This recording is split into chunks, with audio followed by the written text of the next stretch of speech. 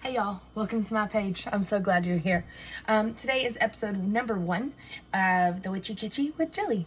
I put Jillian, but that's because that's my real name. So we are going to start going through Nana's recipes. I had an overwhelming response that people wanted to see them, so we are going to start with Nana's lemon pound cake. I went and I got her pound cake pan that I actually get to keep, so I'm very excited about that. And let's get started. First things first, I'm gonna make sure and put all of the ingredients right here above me that you will need. So screenshot, give you a second. Okay, so you need 1 box of lemon cake mix. I went ahead and got the super moist one because I like my cakes super moist. She does note or your favorite flavor, so I'm also going to be making a gluten-free one for a friend for tomorrow. So and then you're gonna need 4 eggs. So, I broke that egg, but that's okay because we're about to break it anyways. So 4 eggs, and then half a cup of veggie oil, and a full cup of water. So I almost forgot the most important ingredient, which is a package of instant pudding. All right, so I've already done all of this, but you are going to combine everything into a bowl together, okay? You're going to preheat your oven to 350 degrees, and you are just going to whisk until it is no longer lumpy. You want it to be as smooth as possible. You just want to get in there with it. All right, what y'all didn't see behind the scenes is that I whisked that to my heart's content. And so now, while the oven is still preheating, we're gonna get our can of Crisco. Okay, and we're gonna get our pot, and we're gonna get a paper towel, is what I like to use, and we're just gonna smear this all over. It's gonna go all the way around.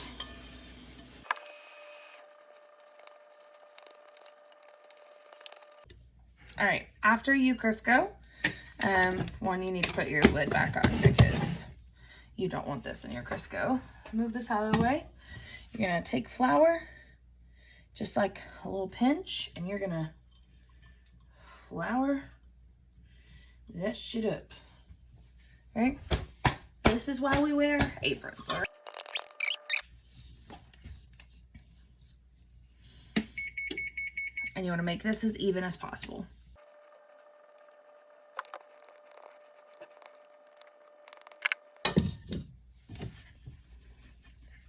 And then you're gonna shake it till it's all flat, all right? All flat. And once you do all that and it looks flat, then you stick it in the oven for an hour. While I am mixing the second cake that I'm working on, I forgot to tell you that there was an ingredient I forgot. And that's the most important ingredient of all. And it's love. If there's anything that my Nana taught me, is that when you're baking for other people, you put your whole heart, body, and soul into it, and you make sure they don't leave your home hungry or unfulfilled in any way, whether that be hungry for the spirit, hungry for the mind, hungry for the soul, even though spirit and soul are kind of the same thing, or hungry in their bellies. They never leave with their filling empty. So our secret ingredient for everything that we make is always love, especially if you're making something for somebody else. It will look brown like this on top.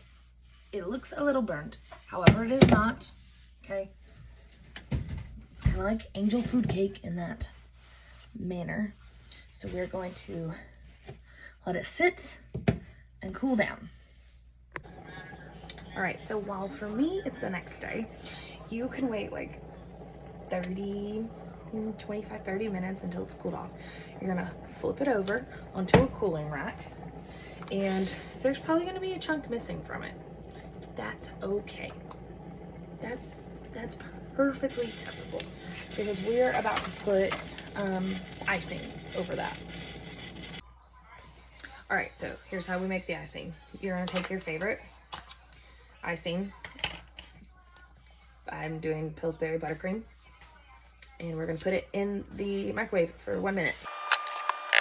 Once that's out, you're gonna take your cake in your cake pan or whatever it's on, and you're just gonna drizzle. You're just gonna go back and forth.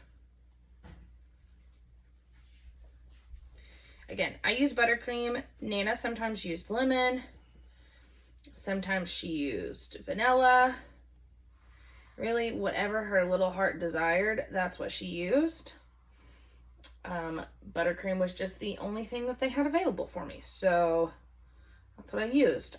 Nana probably also didn't use an entire thing of this, but I do. So your cake will look a little bit like this on the outside, and now it's all ready to eat.